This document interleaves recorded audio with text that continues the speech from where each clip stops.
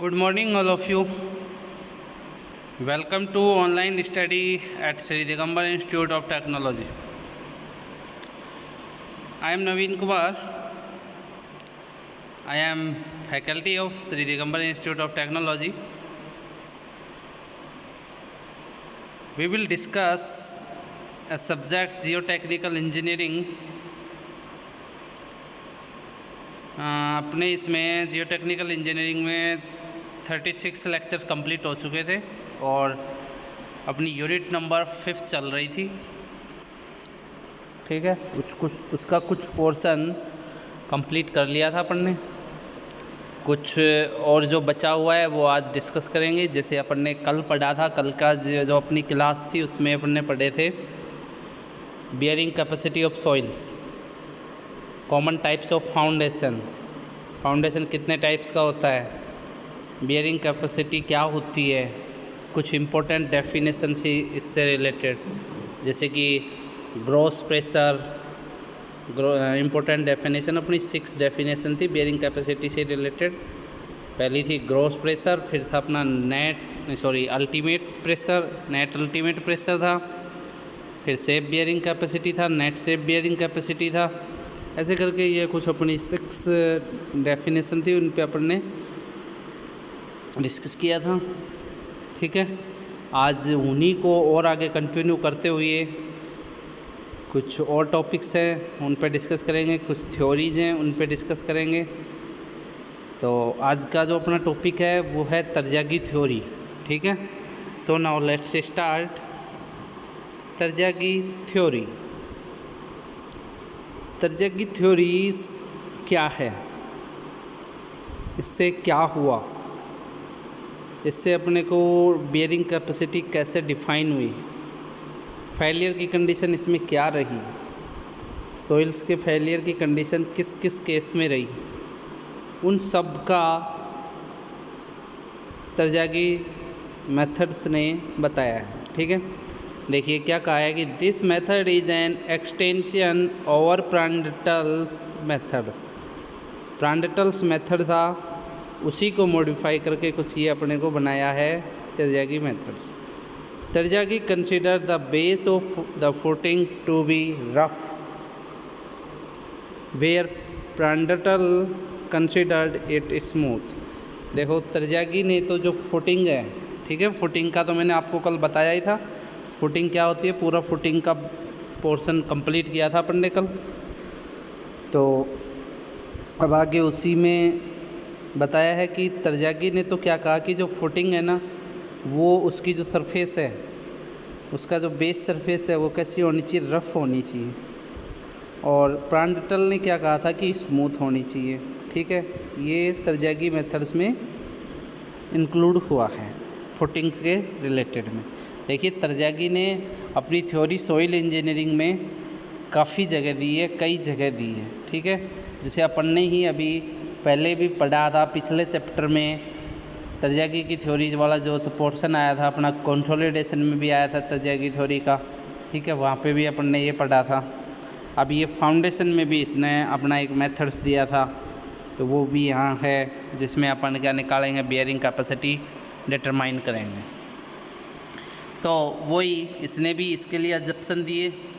अजप्शन क्या दिए, अजप्शन था इनका पहला कि footing is located at a depth df below the ground surface such that df less than is equal to b where b is the width of the footing. This means he consider the foundation to be shallow. मतलब जो तरजागी ने अपनी theory दी वो कौन सी foundation के लिए दी, Cello foundation के लिए दी। सैलो फाउंडेशन क्या थी कि df less than is equal to B. मतलब मान लीजिए ये अपनी फुटिंग है, ठीक है स्टूडेंट, ये फुटिंग है अपनी कोई, इसकी ये डेप्थ कितनी है df, और ये क्या है इसकी विड्थ b। ठीक है, तो ये जो इसकी डेप्थ ऑफ फुटिंग है ये less than is equal to होनी चाहिए b के, मतलब जो इसकी विड्थ है उससे लेस देन होनी चाहिए। ठीक, तो वो अपनी कौन सी फुटिंग होगी, सैलो, मतलब सैलो फाउंडेशन होगी। ठीक है, आगे देखिए, base of foundation is rough. अब जो फाउंडेशन है, ठीक है, वो क्या होना चाहिए, रफ होना चाहिए। ये फुटिंग थी अपनी, अभी मैंने ड्रॉ किया था। ठीक है, इसकी ये फाउंडेशन है ना, ये कैसी होनी चाहिए, रफ होनी चाहिए। ये रफ का है, तभी वो वहाँ पे तर्जा की थ्योरी एप्लीकेबल है। ठीक, फिर कहा है कि footing is continuous, this makes the analysis 2 dimensional. Footing continuous हो सकती है, जैसे कि मान लीजिए कंबाइंड फुटिंग की बात कर रहे हैं तो वो भी इसमें इंक्लूड हो सकती है, हो जाएगी। कैसे, जैसे ये कंबाइंड फुटिंग की बताई थी कि जिसमें 2 कॉलम फुटिंग एडजस्ट हों, एक ये हो गई, एक ये हो गई। इसके अलावा भी कोई और भी इसमें एडजस्ट है तो वो भी अलाउ है यहाँ। ठीक है, तो ये जैसे एक फुटिंग यहाँ बना दी, फिर ये मतलब कंटिन्यूस फुटिंग अगर बन रही है तो वो भी एप्लीकेबल है। ठीक है, the angle of roughness between base of footing and soil is considered equal to friction angle of the soil. अगर रफनेस रहेगी, मतलब रफनेस भी इसने क्यों रखा, क्योंकि देखिए भाई सॉइल्स के कांटेक्ट में तो आएगी वो अपनी फुटिंग। ठीक है, सॉइल के कांटेक्ट में आएगी, जैसे ये है पूरी अपनी फुटिंग। इस फुटिंग में ये ग्राउंड लेवल इसका मान लीजिए यहाँ है। ठीक है, तो ये पोर्शन पूरा इसका किसमें, ग्राउंड में, ग्राउंड अर्थ सरफेस है यहाँ पूरी। यहाँ के इसके नीचे भी अर्थ सरफेस है, जो कि इसका एक प्रेशर भी लग रहा है, अपवर्ड साइड में लगता है। ठीक, अब क्या कहा है कि तर्जागी ने कि इसकी जो ये सरफेस है नीचे की फुटिंग की, ये क्या है, रफ़ है। ठीक है, ये रफ़ है। अगर ये रफ़ है तो रफ़ रहेगी तो भाई इसमें नीचे स्लाइडिंग की कंडीशन कम आएगी, स्लिपिंग की कंडीशन। ठीक, क्योंकि रफ़ सरफेस है तो इसके बीच में अर्थ सरफेस के और इस फुटिंग के बीच में फ्रिक्शन फोर्स डेवलप होगा, रफ़ सरफेस होगी तो। ठीक है, तो इस वजह से ये सही है रफ़।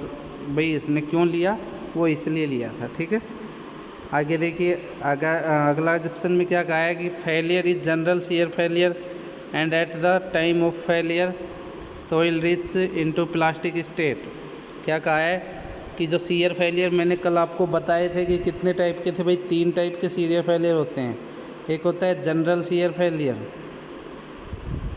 ठीक है, एक था लोकल शियर फेलियर, एक था पंच शियर फेलियर। ठीक है, तो ये 3 अपने क्या थे, शियर फेलियर थे। तो इन तीनों में से तर्जागी ने कौन सा कंसीडर किया, ये वाला कंसीडर किया।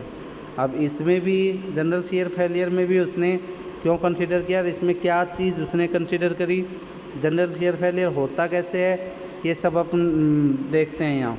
मान लीजिए कि ये कोई अपना सॉइल्स का स्पेसिमन है, ये फोर्स लग रहा है, ये अपना ग्राउंड लेवल है, ये नीचे सॉइल फिलअप है, यहाँ से कोई पी फोर्स लग रहा है तो ये इसको ऐसे नीचे पंच ऐसे करेंगे, फोर्स लगाएंगे तो ये साइड में जो सॉइल है वो ऐसे उठ के आएगी ऊपर की ओर, ये हैविंग की कंडीशन डेवलप हो जाएगी यहाँ। ठीक है, और मतलब ये पूरी हैविंग की ऊपर की ओर सॉइल आएगी। अगर एग्जांपल लेके आपको समझना है तो आप जैसे कि मान लीजिए कोई भी बीच है, ठीक है, गोवा बीच है मान लो, वहाँ पे जो सैंड है वो सैंड कैसी है, ल्यूज सैंड है, बिल्कुल डेंस रूप में होती है। वहाँ की जो सैंड है उसके ऊपर अगर आप पैर रखोगे, ठीक है, जोर से अगर पैर भी रखते हो तो पैर अपना नीचे जाएगा उसमें, बट जो उसके साइड में से जो सॉइल है ना वो ऊपर की ओर उठ जाएगी। तो वो जो ऊपर की ओर उठेगी ना वो कुछ इस शेप में उठेगी, तो वो ही अपना क्या होता है, जनरल शियर फेलियर। अब ये 3 जोन में डेवलप हो जाता है, एक तो ये जोन यहाँ पे बन जाता है, एक ये वाला, मतलब एक ये बन जाता है, एक ये बन जाता है और एक ये बन जाता है। ठीक है, 3 जोन बनते हैं। ये 3 जोन, फर्स्ट वाला अपना इलास्टिक जोन होता है, फिर सेकंड प्लास्टिक जोन होता है और थर्ड में रैनकाइन जोन होता है। जो बिल्कुल रैनकाइन जोन ऊपर वाला है, ये प्लास्टिक जोन में, जो कि जहाँ पे कोई फेलियर की कंडीशन बाद में डेवलप नहीं होती है, कुछ एक लिमिट होती है, वहाँ तक ये जाके रुक जाता है पोर्शन, तो उसी को क्या बोला है, प्लास्टिक। और जो अपने तर्जागी है उन्होंने भी क्या कहा है, देखिए लास्ट वाले पॉइंट में कि failure is general shear failure and at the time of failure soil rich into plastic state. जब अपनी सोइल अगर पूरी फेलियर की कंडीशन में जा चुकी है तो वो किस में पहुंच जाएगा, प्लास्टिक स्टेट में अगर चला जाएगा तभी वो फेलियर की कंडीशन में आएगी। ठीक है, तो ये थे अपने तरजागी के कुछ अजप्शन। इन्हीं के बेसिस पे अब आगे देखते हैं, कुछ और ऑब्जेक्शन हैं उन पर करेंगे डिस्कस। अब क्या कह रहे, देखिए मैंने जो आपको अभी डायग्राम प्लॉट करके बताया था जनरल शियर फेलियर का, वो देखिए कुछ ये है पूरा पोर्शन अपने, ठीक, यही बताया था मैंने कि ये ऊपर की ओर ऐसे डेवलप हो जाएंगी। ठीक, अब देखिए आगे क्या कहा है, 6 पॉइंट में क्या कह रहा है कि the soil about the base of the footing is replaced, the soil about the base of footing,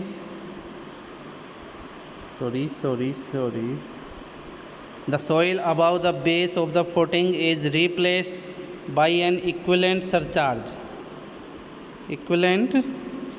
Q is equal to gamma into df। ठीक है, जो सॉइल की बेस ऑफ फुटिंग है वहाँ पे अगर अपन कोई फोर्स लगा देते हैं, कोई सरचार्ज लगा लेते हैं Q is equal to gamma into DF अगर वहाँ लगा देते हैं तो क्या होता है, this means that shearing resistance of the soil located above the base is neglected। ठीक है, तो जो shearing resistance अपना डेवलप होगा इसके अबाव में वो क्या हो जाएगा, नेगलेक्ट हो जाएगा। ठीक है, however for deep foundation it can not be neglected। अगर अपनी डीप फाउंडेशन होगी तो इसको नेगलेक्ट नहीं किया जा सकता। देखिए अपन बात किसकी कर रहे हैं यहाँ कि देखिए ये जो अपना डायग्राम यहाँ बना हुआ है पूरा नीचे की ओर, तो ये जो है ना ये पोर्शन, ये इसी को बोला है क्या, सरचार्ज बोला है। अगर मान लीजिए इसके ऊपर ये कोई भी सरचार्ज लग रहा है अपना सरचार्ज, तो ये क्या कहा है कि the soil about the base of the footing is replaced by N equivalent surcharge. ठीक है, इक्विवेलेंट सरचार्ज में इंक्लूड हो जाता है। This means that shear resistance of the soil located about the base is neglected. ठीक है, मतलब ये जो सोइल की वजह से ये जो सरचार्ज यहाँ आ रहा है इसको तरजागी ने क्या कहा है कि इसको अपने को क्या लेके चलना है, नेगलेक्ट करके चलना है। ठीक है, आगे देखिए क्या कहा है,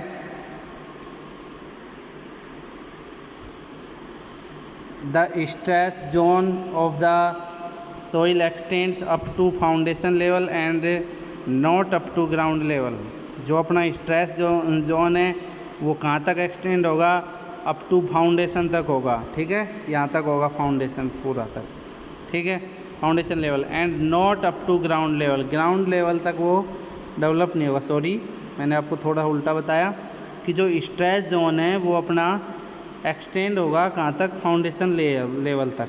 देखिए ये जो फाउंडेशन है यहाँ तक का अपना, यहाँ तक वो डेवलप होगा, ना कि अप टू ग्राउंड लेवल तक, यहाँ तक नहीं होगा।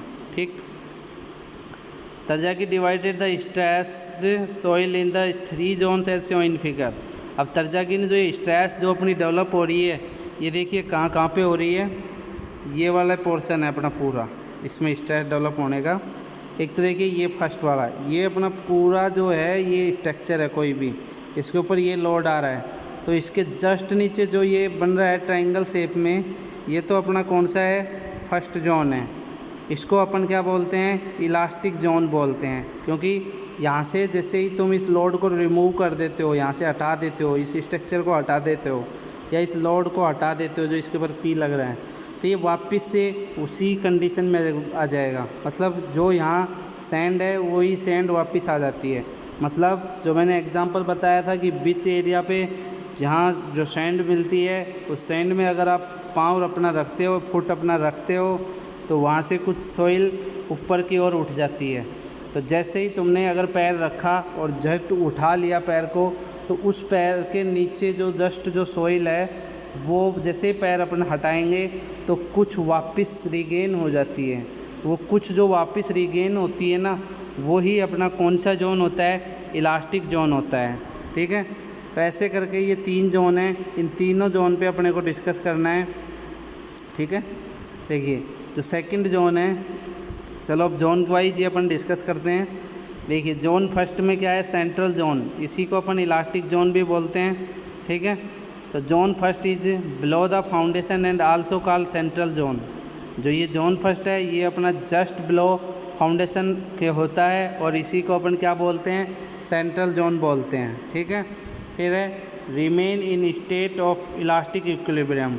यहाँ पे जो स्टेट अपना डेवलप होता है, जो स्टेट डेवलप होती है वो इलास्टिक इक्विलिब्रियम की डेवलप होती है, इसीलिए अपन इसको इलास्टिक जोन भी बोल सकते हैं। On loading it gets compacted and become part of footing. Loading के अगर करते हैं तो ये अपना कॉम्पैक्टेड हो जाता है, ठीक है। It makes an angle of phi with horizontal, ये एक एंगल बनाता है हॉरिजेंटल के अलोंग फाई एंगल ये ड्रॉ करता है, ठीक है। देखिए ये कोई अपने को एंगल यहाँ पे बताए हैं, ये वाले इसके अलोंग ये एंगल है ना, ये फाई एंगल है, ठीक है।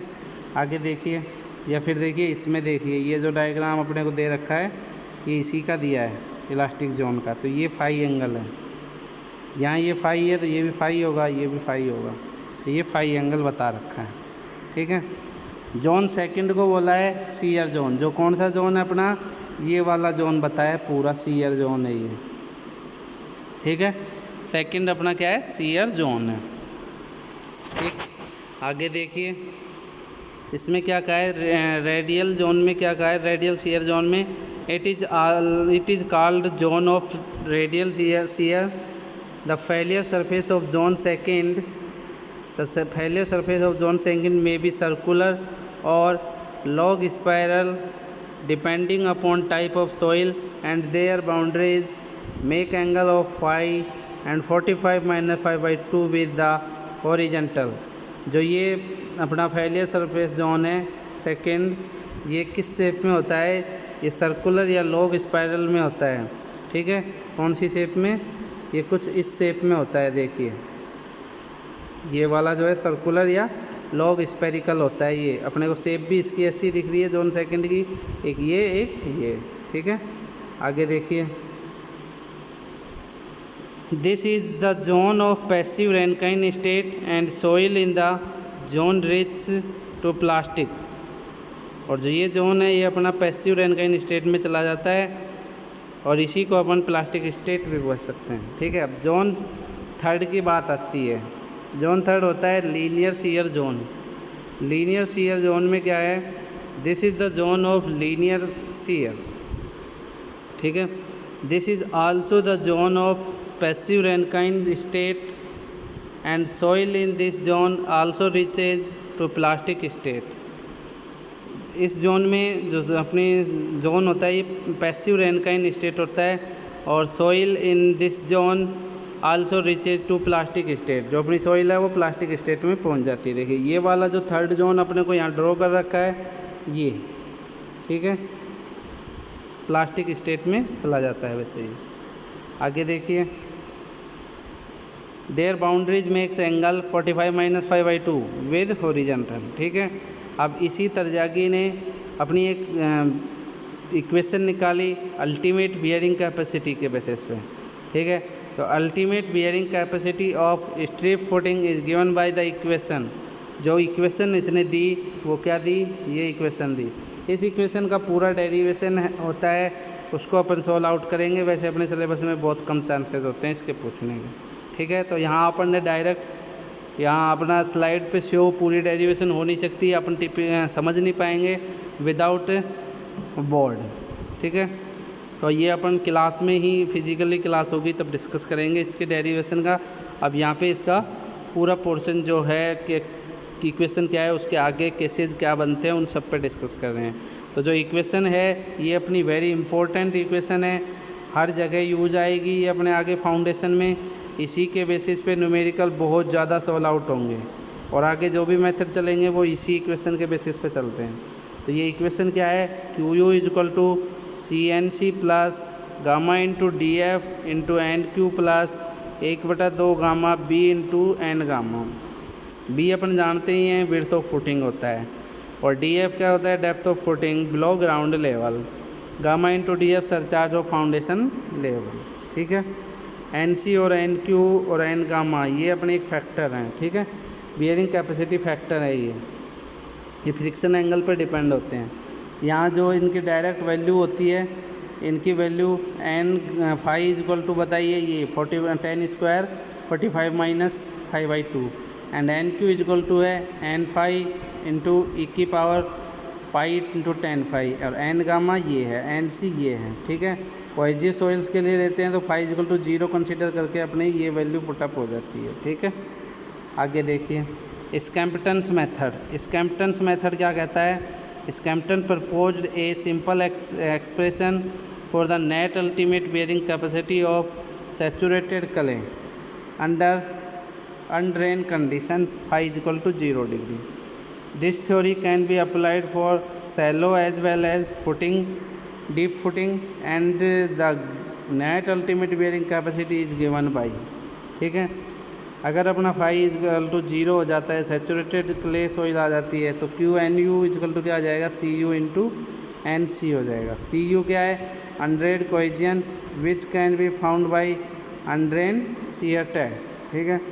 तो C U is equal to क्या हो जाएगा? Q U upon 2 as per unconfined compressive test. ये कंप्रेसिव टेस्ट जो आते हैं उनमें अपना जो सी यू होता है उसके इज इक्वल टू अल्टीमेट जो अपना प्रेशर है उसका हाफ हो जाता है। And N C Skempton bearing capacity factor with depends upon D F upon B ratio, ठीक है। डेप्थ ऑफ फाउंडेशन और विड्थ का रेशियो होता है एन सी का मान कैलकुलेट करने के लिए। अब आगे देखिए Skempton's bearing capacity factor N C values, ठीक है। एन सी की अगर वैल्यू निकालते हैं, देखिए फाइनल जो इसकी अल्टीमेट बियरिंग कैपेसिटी निकालने का फॉर्मूला जो ड्राइव होता है ना, वो अपना यही होता है, ठीक है, सी यू एन सी। तो अपने को एन सी का मान निकाल रहे हैं। अगर डी एफ अपॉन बी अपना 0 है, that is footing is at ground level, ठीक है। N C is equal to 5 आ जाता है फॉर स्ट्रिप फुटिंग के लिए, स्क्वायर फुटिंग के और सर्कुलर रेक्टेंगुलर के लिए 6 आ जाता है, ठीक है। अब केस अपन नंबर सेकंड देखते हैं। अगर डी एफ अपॉन बी का वैल्यू 0 से 2.5 के बीच है, तो अपनी कुछ वैल्यू जो स्ट्रिप, स्क्वायर और रेक्टेंगुलर के लिए निकल के आती है वो कुछ ये निकल के आती है। 5 और 6 का वो है, और सब में 1 + 0.2 D F upon B, 1 + 0.2 D F upon B. अब रेक्टेंगुलर की बात आती है तो भाई रेक्टेंगुलर में तो जो लेंथ और विड्थ होती है वो डिफरेंट होती है, तो इसीलिए इनके अलग अलग मान भी होंगे, ठीक। फिर है भाई when D F upon B greater than is equal to 2.5 है। अगर ग्रेटर दैन दे रखा है तब से N C is equal to क्या कंसिडर करेंगे? 7.5 फॉर स्ट्रिप फुटिंग के लिए, और 9 अपन कंसिडर करेंगे किसके लिए? सर्कुलर, स्क्वायर एंड रेक्टेंगुलर के लिए। इसके लिए डायरेक्ट यही वैल्यू है, ठीक है। तो ये थे आज के अपने कुछ टॉपिक्स। 2 थ्योरी पढ़ी है अपन ने, एक तरजागी एक स्कैम्पटन पढ़ी है, मतलब 2 मेथड्स पढ़े हैं, एक तरजागी मेथड और एक स्कैम्पटन्स मेथड पढ़ा है, ठीक है। तो ये थी आज की अपनी class. Okay student, so thanks for watching my video, good luck.